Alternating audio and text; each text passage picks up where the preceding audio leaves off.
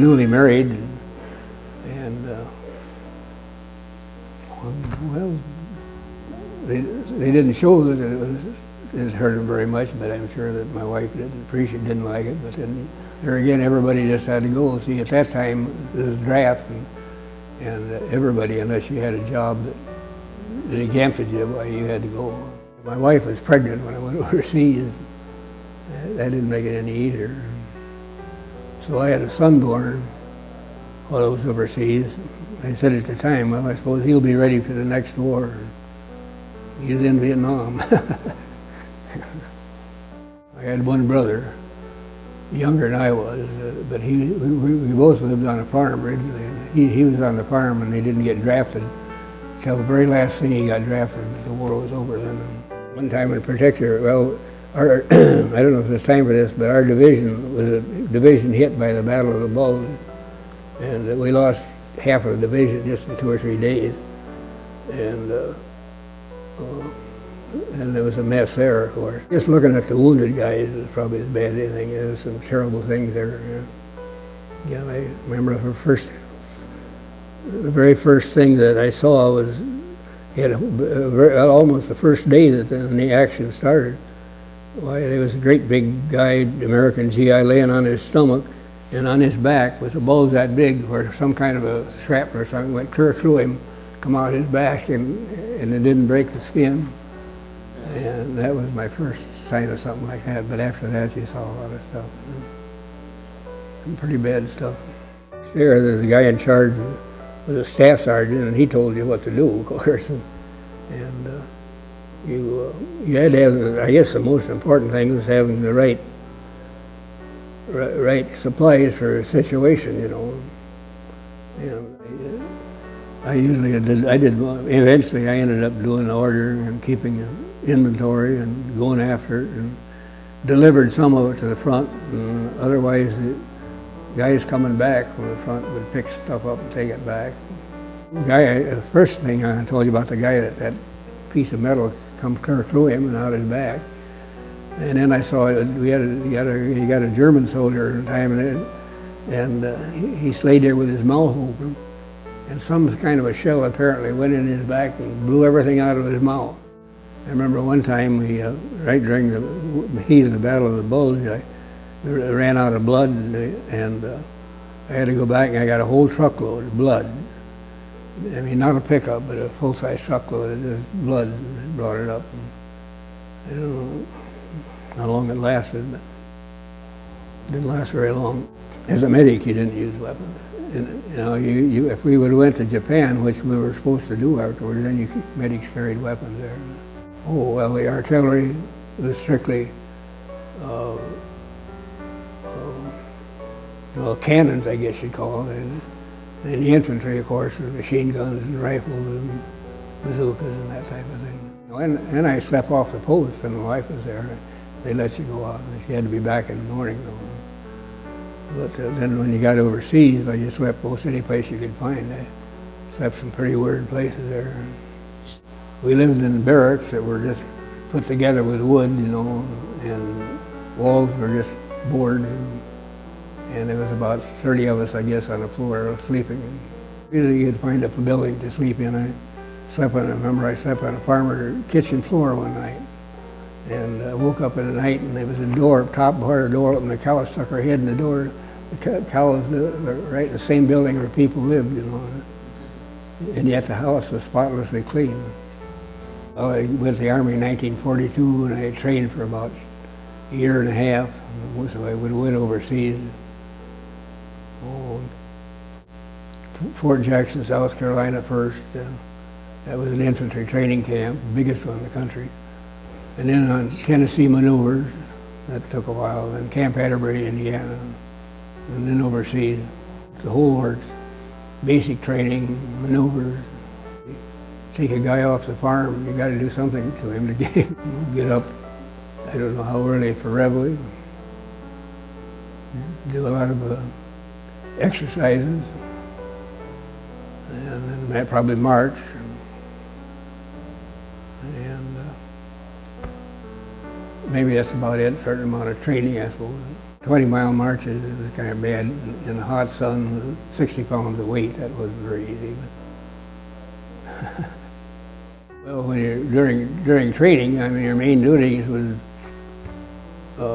military procedures. You marched and took a lot of exercises and training and stuff. And when my final duty was a medical supply deal, and so I had to furnish medical supplies for the whole division. And that didn't get real serious till we got overseas, and people started getting hurt. And there were companies and divisions and regiments. And there was about 15,000 in the division. I think in my battalion, I think there was about 500 or 600 men. England, and I spent a month in England, which was quite interesting actually, driving all over England, picking up equipment and supplies to get ready to go to Europe, you know. Never knew where you were going to be. And once we got into the combat situation, you probably have 8K rations and stuff like that. Just, you know, once in a while the cooks were able to set up a kitchen and have some real food. Well, we convoyed, well, then we got the division together and we convoyed through Europe, or through France, because the war was pretty well over in France then, until we got to Belgium. And when we got to the, well, I suppose you'd say the war zone, we stopped and got to work. Out of the bulge, because we didn't know, there were times that we couldn't get out at all. We were just trapped and couldn't get out. And I remember one time we no way of getting out. The division was pretty well done for. The 82nd Airborne opened up a road for us and got us out. The commander of the 82nd Airborne was 37 years old, which was pretty young. I think there were some guys that minded it less than other guys, yeah. Well, it was just a job they had to do, and you did it, yeah. It was either getting them or them getting you, one or the other. The European Theater Medal, and we got a medal one time. It was a performance medal of some kind, a wreath you put on your sleeve. But good, most places. I mean, the French were glad to see us, of course. And I think the German civilians, once we took over their territory, they didn't have any choice. See, the war was over in Europe before it was over in Japan, and our division was going to go to Japan.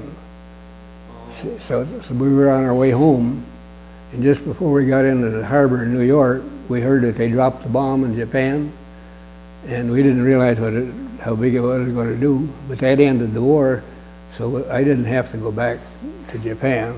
I could go on home and get discharged. That was probably the luckiest deal that you could have. Thanks to the guy that developed the bomb, I guess. I think everybody's pretty happy. You know? The troop ship, by the way, was a kind of a weird place. It was just packed full of guys, you know. You had to spend 12 hours down below, and then they switched and you went 12 hours up above. There was so many people that they couldn't sleep them all, but you didn't care because it was taking you home, you know. Well, we went right to work, but then it was a little bit different with that war. I mean, you were considered, you know, considered a good war, if there was such a thing. My son in Vietnam, when he got home, it was different. They weren't really too popular. Well, strangely enough, you had some good memories, and your guys that, you know, you had good friends, especially in the outfit I was in the same outfit about all the time, you know. And in fact, after the war, we went back and forth and visited each other. I went to Pennsylvania one time to visit a friend. He came back here one time. No, I don't have any complaints. Went to work, and stayed there. Well, of course, I'm pretty old now, but I retired about 1982. Do your job, stay healthy, and try to enjoy yourself as much as you can. You can. There's always meet friends And until you get into a tough situation, then you don't worry about any of that stuff. You just muddle through it. Well, if you get a job, I guess enjoy the job and work hard, even if it's kind of a miserable job. Might as well enjoy yourself if you can. I had miserable jobs that I didn't mind. I worked at some time during the Depression picking chickens in a chicken plant, and that couldn't be any worse job than that. And we had a good time, you know.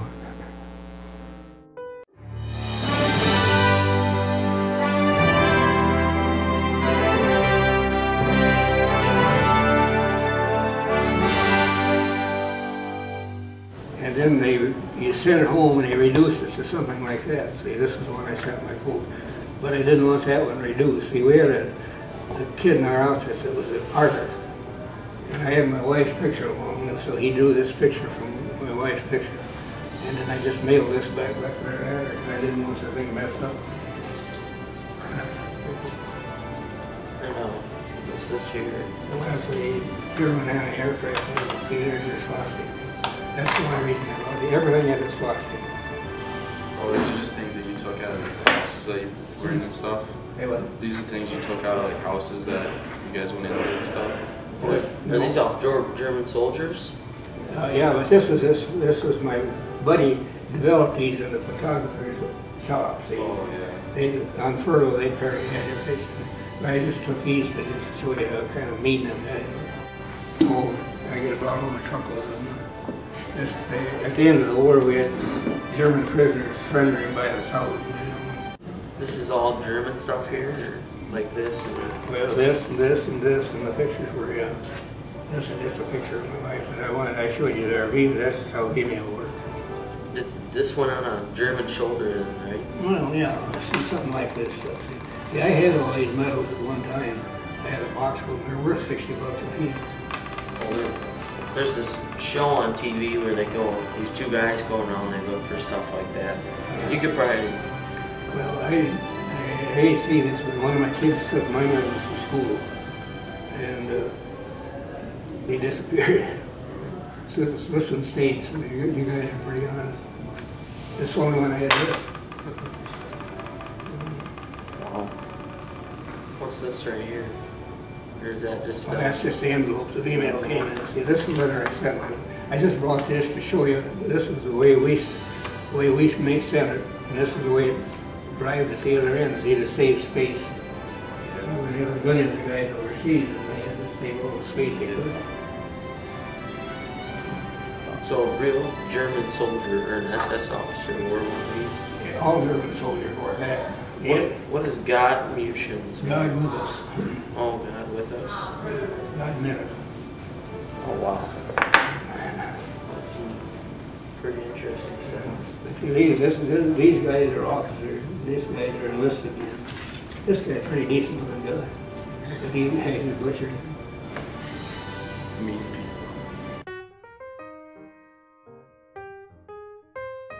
I thought we were lucky as hell because our one of our cooks was a baker. Yeah, he's pretty good. And he was good. And he'd cook, bake us cakes, birthday cakes, or whatever you wanted to.